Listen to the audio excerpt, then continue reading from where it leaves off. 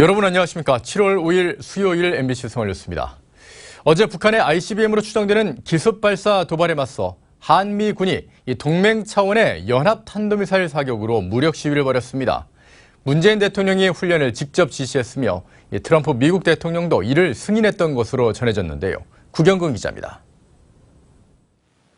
오늘 오전 7시 동해안에서 한미군이 연합탄도미사일 사격을 실시했다고 합동참모본부가 밝혔습니다.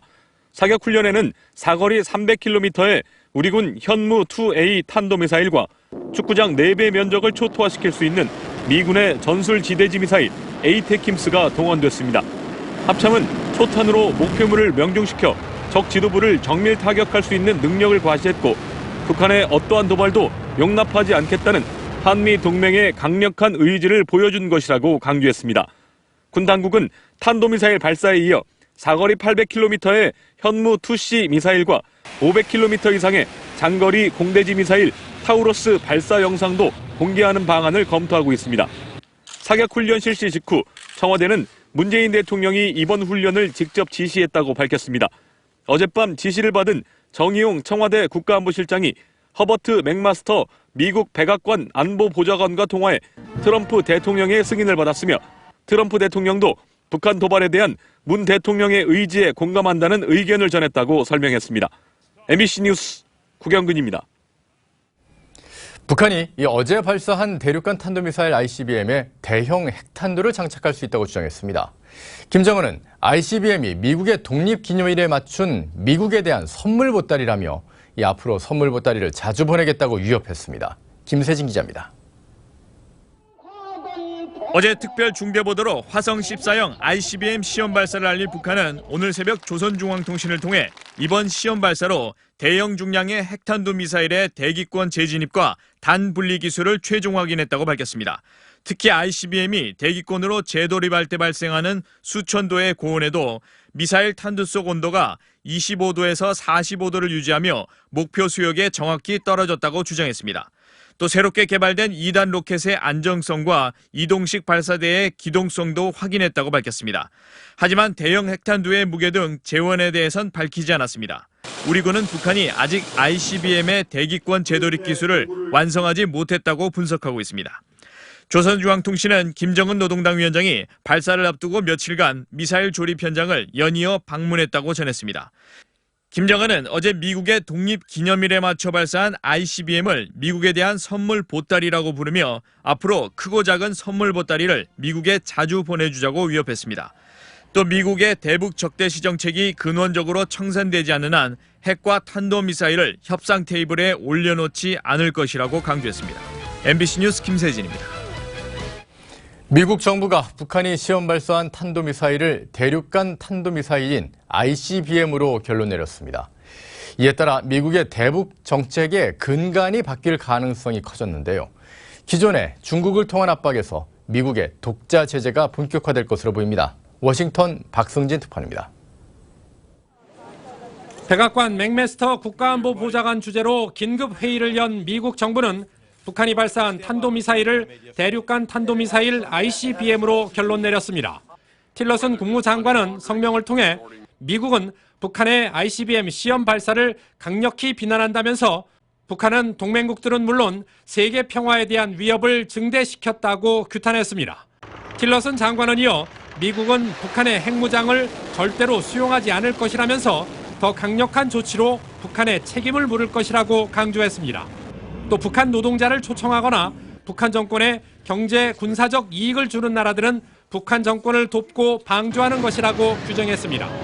미국 정부가 북한 미사일을 ICBM이라고 결론 내린 만큼 미국의 향후 대북 정책은 큰 변화가 불가피하기로 했습니다. 현재 최고의 압박과 관여라는 대북 정책으로 중국을 통한 북한 압박이 기조였지만 이와 별개로 미국의 대북 독자 제재가 본격화될 것으로 보입니다.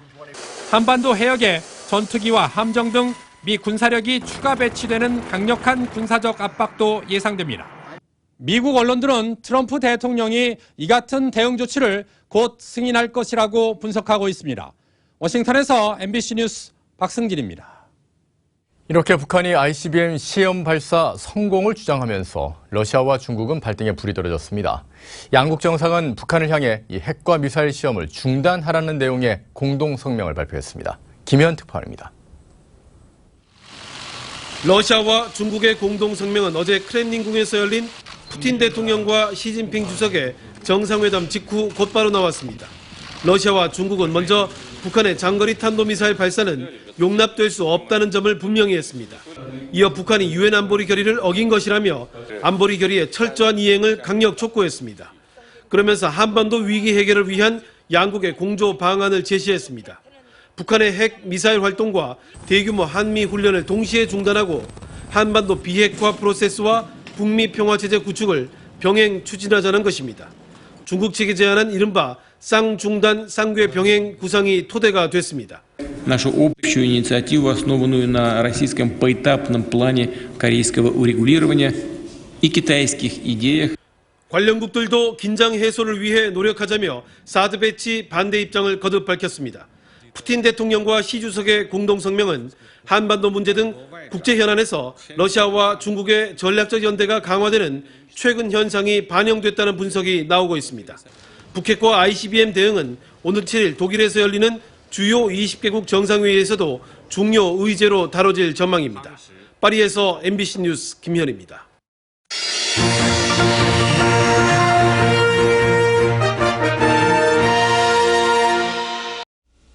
여러분 안녕하십니까? 경북 동해안 지역은 오늘 흐리고 구름 많은 가운데 동풍의 영향으로 더위가 주춤하겠습니다. 아침 최저 기온은 20도에서 23도를 기록했고 낮 최고 기온은 포항이 26도, 경주 31도 등 24도에서 31도 분포로 경주를 제외하면 대체로 덥지 않겠습니다. 경북 동해안 지역에는 모레 금요일부터 다시 장맛비가 내리겠습니다. 바다의 물결은 1.5m로 잔잔하겠습니다. 포스코가 젊은 직원들이 일과 육아를 병행할 수 있도록 근무 시간을 자유롭게 선택할 수 있는 제도를 도입했습니다. 획기적인 기업형 출산 장려 모델로 평가되지만 눈치 안 보고 근무할 수 있는 사내 분위기를 조성하는 게 성공의 관건입니다. 보도에 한기민 기자입니다. 포스코가 이달부터 도입한 육아 지원 근무제는 직원들의 육아 시간을 보장하는 데 초점이 맞춰져 있습니다. 완전 자율 출퇴근제를 선택하면 하루 4시간에서 12시간까지 주 40시간을 탄력적으로 근무할 수 있습니다.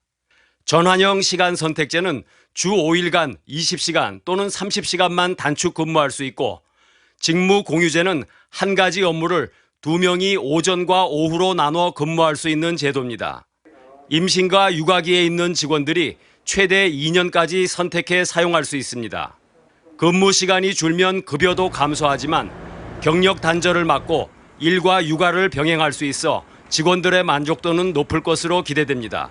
정부의 출산 장려 정책에 부응하고 젊은 직원들의 육아 부담을 덜어주어서 근무 만족도를 높이고자 하는 취지입니다. 포스코는 이에 앞서 지난 3월부터 출산 지원책을 대폭 강화했습니다. 출산 장려금을 첫째 아는 100만 원, 둘째 아부터는 500만 원으로 늘리고 인공수정 등 난임치료 휴가를 연간 5일까지 쓸 수 있도록 했습니다.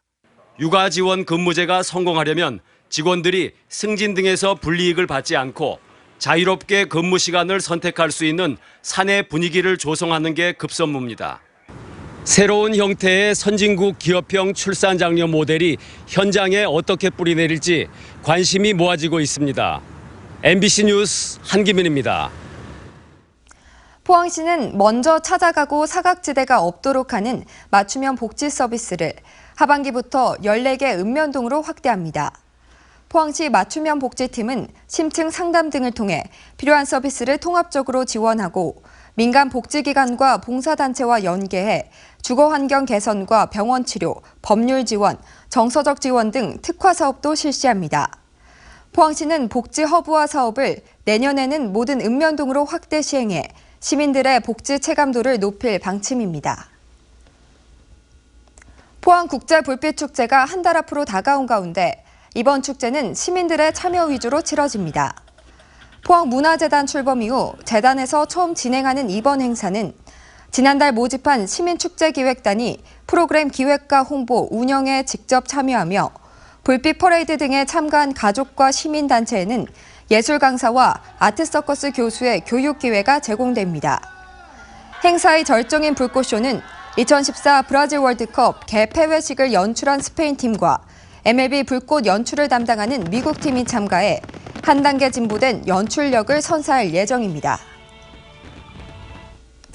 지난해 전국 귀농 가구의 18%인 2,323가구가 경북으로 귀농해 경북이 13년 연속 귀농 1위 지역을 기록했습니다.